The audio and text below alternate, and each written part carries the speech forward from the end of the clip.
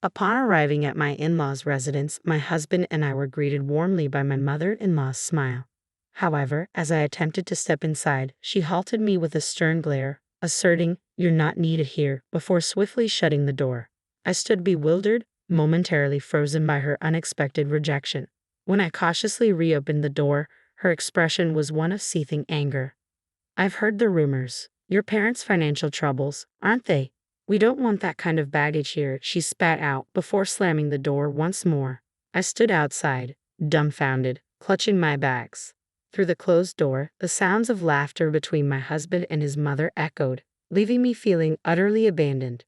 Realizing I deserved better treatment, I made the swift decision to depart, leaving behind the toxic atmosphere of my in-laws' home. I'm Nancy, a 32-year-old physician at the hospital established by my parents. It was there that I first encountered John, my now husband, when he was admitted following an injury. His charm, amiability, and engaging conversation quickly captured my attention. Despite being 5 years my junior, John exuded a sense of maturity and reliability that drew me in. After a year of courtship, we tied the knot. Meanwhile, John holds the position of vice president in his father's company, a role he carries out with diligence and skill. Interestingly, John's mother also holds a position within his father's company, adding a familial connection to their professional lives. When John and I announced our marriage, both of his parents expressed immense joy and excitement at the union. "Your parents built a renowned hospital, and now one of their own is marrying into our family as a doctor. It feels like a dream come true. We're truly delighted to welcome you, Nancy," my mother-in-law used to remark fondly. Every holiday season, including Christmas and other extended breaks, we made the customary trip to my in-laws' abode, where we were always received with open arms. I'd bring along delectable treats and beverages, serving as gifts for their New Year's festivities. My mother-in-law would orchestrate the cooking, graciously declining my offers of assistance. "Nancy, you toil tirelessly as a doctor. Just relax and enjoy your time here. Your family, there's no need for you to lift a finger," my husband would reassure me. Anticipation always tinged these visits with excitement, but today felt peculiar, particularly in my mother-in-law's demeanor. Her once warm gaze now bore into me with an icy chill, akin to that of a vampire. It marked the first instance of such frostiness from them. Debt? Such a concept had never crossed my mind in my parents' household. I have a younger brother, a fellow doctor, who works alongside me at our family's hospital. While my father had recently broached the topic of his health in a discussion with me, there had been no mention of any financial woes. As I drove home, a conversation from a week ago with my husband replayed in my mind. Despite our demanding careers, we coincidentally arrived home together that day. "I heard from my dad. He's considering retirement from surgery due to his declining eyesight. They decided to close the hospital," I informed him. My husband's reaction was one of disbelief. "The hospital shutting down? Could it be due to debts or something?" he questioned, visibly startled. "I'm not certain about debts, but they're discussing selling the hospital property. So, it looks like you won't be continuing your work there, and I might take a break for a while," I explained, before an emergency call from the hospital abruptly interrupted our conversation. "We'll have to pick this up later," I hastily added, realizing there was little time to spare. Later on, my husband justified his prolonged absences by citing work commitments, leaving us with scant opportunities to connect due to my night shifts. I suspected he may have embellished our conversation, perhaps implying to his parents that my family's hospital closure was linked to financial troubles and my involvement in resolving them. However, the frigid reception from my mother-in-law remained unfathomable. Lost in contemplation, I was en route home when a ringing phone from my bag jolted me from my reverie. Locked out by my mother-in-law, I had inadvertently driven off with my husband's belongings still in the car. His incessantly ringing phone piqued my concern. Though I had never entertained the idea of snooping before, the urgency of the situation nudged me to glance at the screen. Stopping the car, I retrieved his phone and attempted to unlock it, speculating that my husband's aversion to complexity would render the password simple. As anticipated, it yielded to his birth date. The caller, identified as Susan, was unfamiliar to me. Curiosity getting the better of me, I sifted through the message history, and what I discovered was nothing short of startling. "I want to see you soon. I wish I could be with Susan forever. I'll be with my wife during the New Year holidays. I'll miss you. Once I get the money, I plan to leave her." Really? That makes me happy. I love Susan the most. These were the damning messages I found on my husband's phone, betraying his infidelity. My perception of him, along with my in-laws, crumbled in an instant. With no one else to confide in, I couldn't shake off the weight of the evidence I had discovered. Driven by a need for further confirmation, I ventured into my husband's study in search of more incriminating evidence. Rifling through his belongings, I stumbled upon a drawer containing photographs of him with an unfamiliar woman, presumably taken during a trip, alongside hotel receipts and other damning documents. Each revelation struck like a blow to my already shattered trust. Unable to bear the weight of this betrayal alone, I made the decision to seek solace at my parents' home. As I pressed the doorbell, it was my mother who greeted me, her surprise evident as she swung the door open. "Why are you here so late? You look pale. Are you okay?" My mother's concerned voice greeted me as tears welled in my eyes. Her caring presence was a balm to my distraught soul as she swiftly enveloped me in a warm blanket.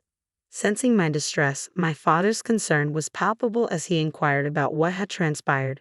With trembling lips, I recounted the unsettling behavior of my in-laws. My mother's shock mirrored my own, while my father's anger simmered beneath the surface. "Such despicable, ungrateful behavior," he seethed. In a twist of fate, it emerged that my husband's family business was foundering, and they had frequently turned to my father for financial assistance, a fact previously unbeknownst to me. "Perhaps, for the sake of clarity, you should continue to observe their actions and discern their true intentions," my father suggested, his proposal laden with intrigue. At that moment, the idea held a peculiar allure.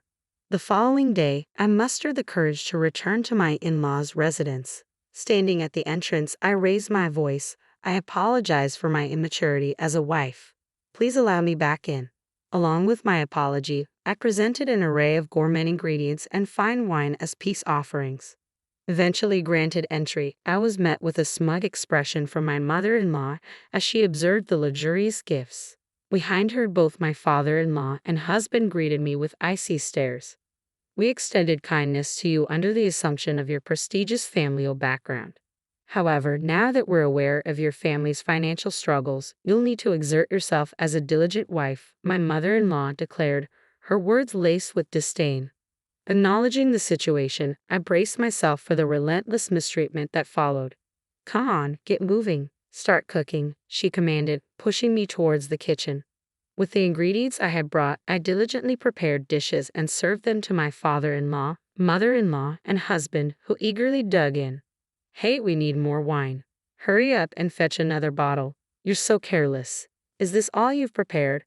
You might be a skilled doctor, but you're utterly incompetent as a homemaker." They grumbled yet devoured every last bite. As I attempted to join them for a meal, my mother-in-law abruptly slapped my hand, causing my fork to clatter to the floor. "What do you think you're doing, sitting here? Do you expect to dine with us? Housemaids eat in the kitchen. So now I'm just a housekeeper," I retorted incredulously, my voice trembling with disbelief. "How dare you speak to me like this, John? Especially when your family's fortunes have dwindled. Is that how you truly feel? And you, Nancy, with your arrogant demeanor. I've always despised it, but I tolerated it under the illusion of your family's wealth. Listen to your mother. I'll keep you around as nothing more than a housekeeper." John's words cut through me like a knife, shattering any lingering hope that his behavior was merely a facade. Realization dawned upon me. My husband's callous behavior was his true nature all along. Left alone in the cold kitchen, I resigned myself to eating the leftover scraps and facing a mountain of dirty dishes. "Save water and wash in cold," they instructed, a cruel directive that felt particularly harsh in the biting winter cold, causing my entire body to tremble uncontrollably. When night fell, my mother-in-law pointed towards a frigid shed devoid of any warmth or comfort. "Where's the bed?" I questioned, hoping for at least a semblance of decency. "What? You expect a bed?" she scoffed. "There are some old towels and cardboard in the shed. Make do," she replied callously, leaving me to confront the harsh reality of my situation. Recognizing their true colors, I discreetly recorded their abusive tirade. With nothing left to bind me to that toxic environment, I resolved to leave that house for good. That night, as I shivered in the freezing shed, my anger towards my father-in-law, mother-in-law, and husband served as my only source of warmth. "I'll never forgive them. I vowed, my determination burning brighter than the biting cold. In the dead of night, after they had succumbed to drunken stupor, I silently slipped away and drove back to the sanctuary of my parents' home. As I awoke to a new day and began packing my belongings, the door burst open, and my mother-in-law and husband barged in.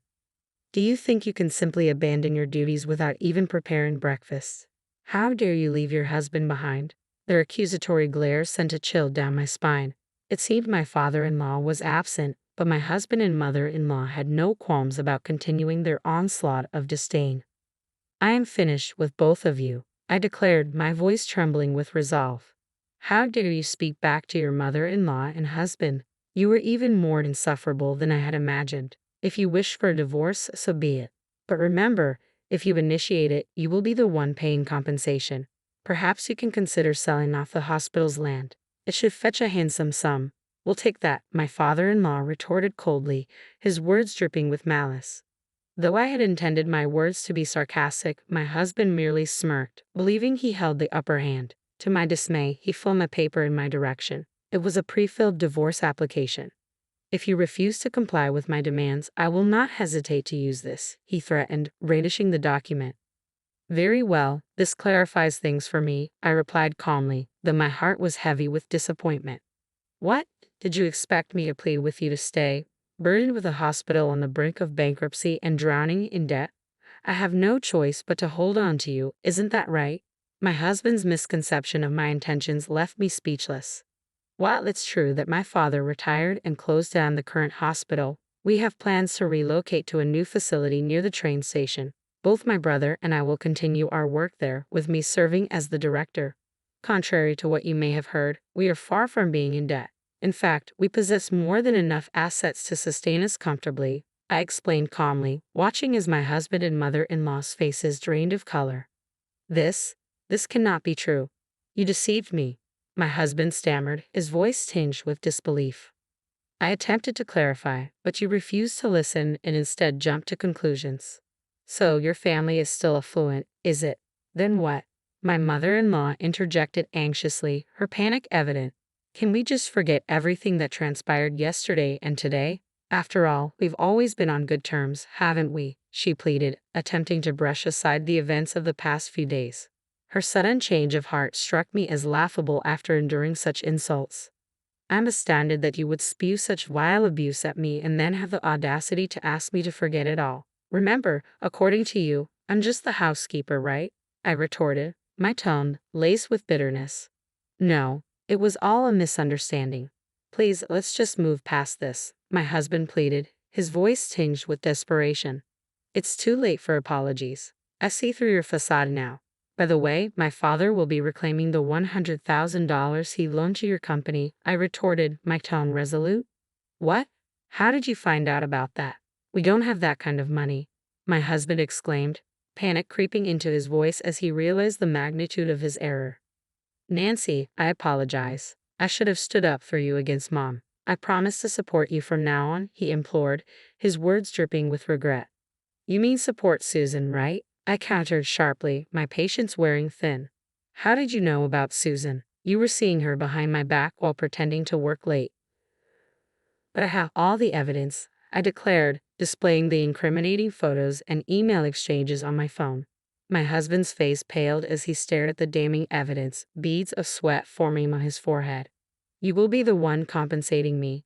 Susan was just a meaningless fling I met at a bar. I'll end things with her. Please find it in your heart to forgive me, my husband pleaded, his apology accompanied by a pitiful demeanor. Tears and drool mingled on the floor, lending him an air of wretchedness. But that wasn't the end of it. I presented him with a photo of a life insurance policy taken out in my name and a detailed pamphlet on car maintenance, conspicuously highlighting a section regarding brake tampering. Not only did you covet my family's wealth, but you also plotted against my life. I've already informed the authorities, so your threats hold no sway over me anymore, I stated firmly, my resolve unwavering. My company is in dire straits. I need the money. Please, I beg you to help me, he pleaded desperately. Don't be absurd. From now on, all communication will be conducted through our lawyers. I never want to lay eyes on you again, I retorted coldly. As he lunged towards me, my father and brother emerged from the back room, swiftly restraining him. Pinned to the ground, he wept uncontrollably, while my mother-in-law stood by, rendered speechless by the unfolding spectacle.